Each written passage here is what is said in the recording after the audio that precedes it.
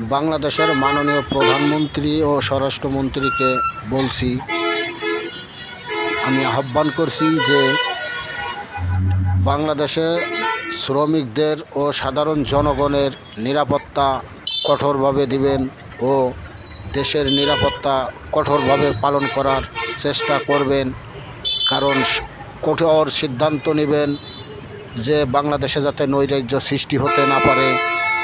কারণ 24শে জুলাইয়ের পরে আন্দোলনের নামে যে প্রহসন সৃষ্টি হয়েছিল, চাঁদাবাজি, নৈরাজ্য, খুন, রাহাজানি ও নারী ধর্ষণ, পোড়াও জ্বালাও ও অপহরণ ও অন্যের সম্পদ লুটেপুটে খাওয়া ও সাধারণ মানুষকে হয়রানি করা, দুর্নীতি করা, এই সব কিছুর মোকাবেলা করতে হবে বাংলাদেশের প্রধানমন্ত্রীকে, যাতে জনগণ, সাধারণ শ্রমিকরা কর্মস্থলে ভালোভাবে নিরাপদে যেতে পারে ও জনগণ যাতে নিরাপদে থাকতে পারে।